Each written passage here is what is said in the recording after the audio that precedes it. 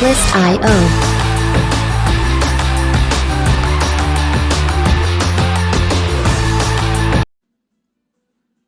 Okay, give Harley Davidson a break. They're not going anywhere. They're not going out of business. They're not going anywhere. Everyone stopped coming down on Harley Davidson saying, "Oh, this is their final year. They're going out of business. Oh, they can't survive. Oh, they're losing sales. They're doing this or doing that." They're not. So I got my Harley Davidson Toucan. It's a little bit cold out there. Let me get one thing clear too. I don't ride a Harley Davidson. So getting on to back to Harley Davidson. Give Harley Davidson a break. Harley Davidson started when 1903, I believe. I think this is their 120th anniversary.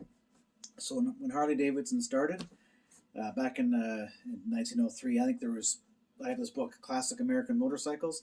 I think over like the last 100 years, there's been like 75 to 100 motorcycle manufacturers in the U.S.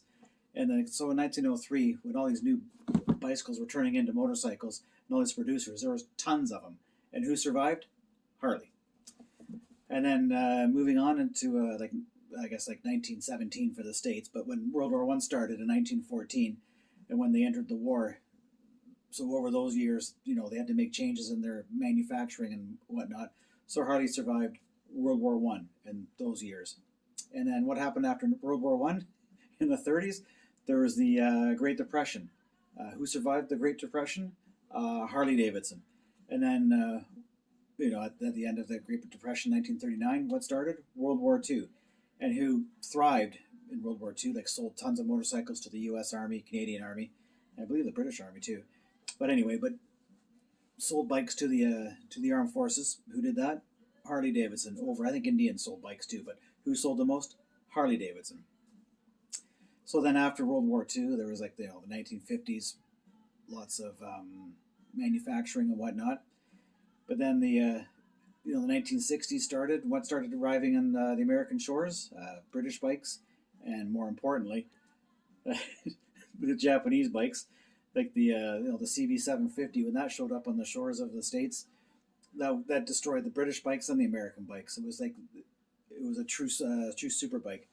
But so in the 1970s, the Americans had to deal with the Japanese bikes showing up on their shores, plus the gas crisis. So not as many people were buying luxury items, which were motorcycles and things like that. But who survived? Harley Davidson. So they were able to survive that.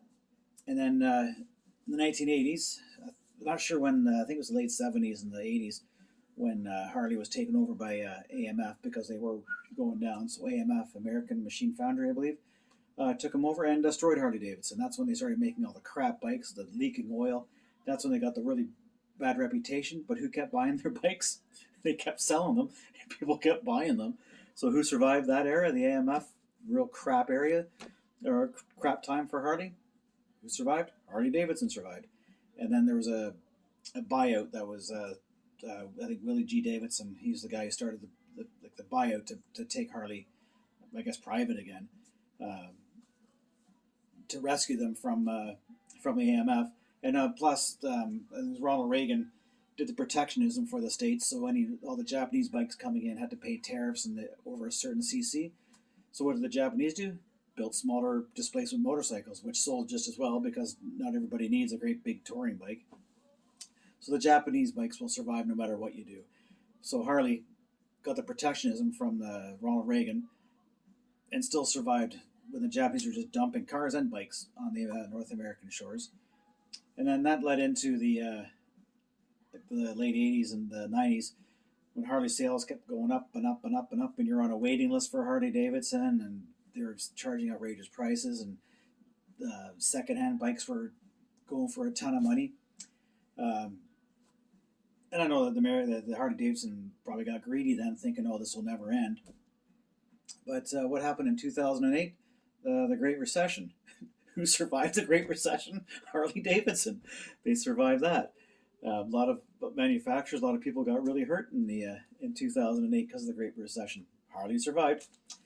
And then what happened? What was it, 2019, early 2020, with when COVID started, with all the people weren't traveling as much, supply chain issues, blah, blah, blah. Who survived? Harley Davidson survived that one again.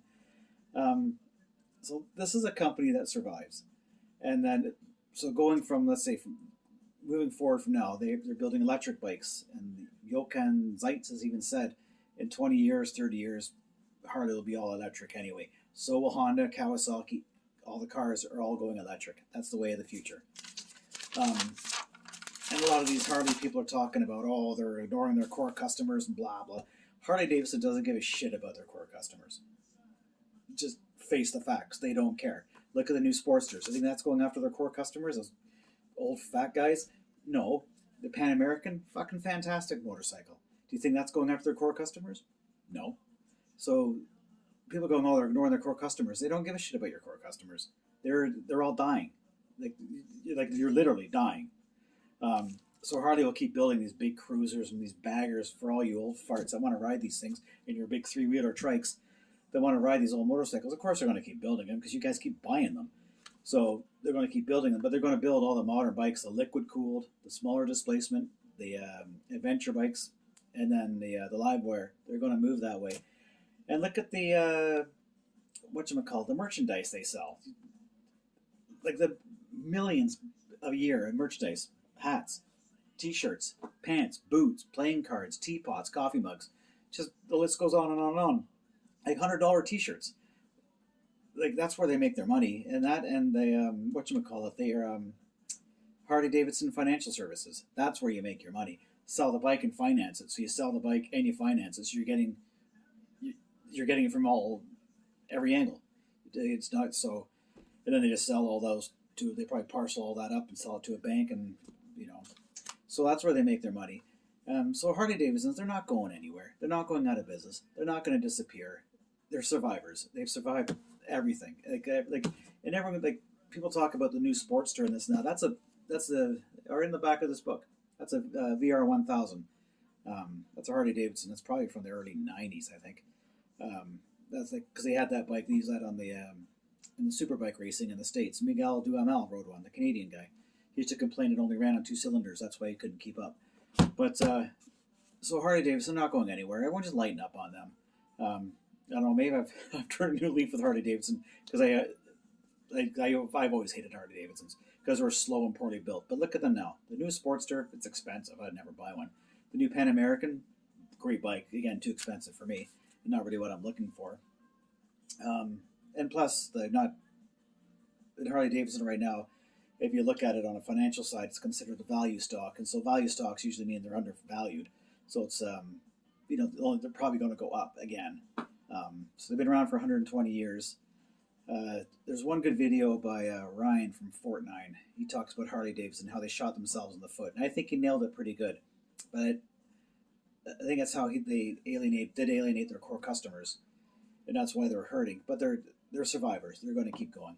So everyone just. There's another company too, a gaming company called Games Workshop. And people have been saying for years, I used to play Games Workshop games, and everyone kept saying, oh, Games Workshop, they're going out of business, they're going blah, blah, blah. Again, people don't understand or realize like how big Harley Davidson is. They are a huge company, and so is Game Workshop. They're going nowhere. Just because you don't like them anymore, you think, oh,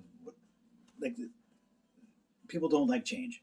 And that's so Harley Davidson is moved. They tooth and nail fighting it. They're going to move forward and they're going to survive. So that's my take on Harley Davidson. Give them a break, and they're not going anywhere. So stop. They're like Trump. They're going nowhere. They'll probably be back on top again. So there's my take on Harley. Again, I don't own one, but just give them a break. I think it's time everyone just lighten up on Harley Davidson and move on and, I don't know, go after a different company. Like Tesla, I don't know. Okay, so that's, all right, have a good day.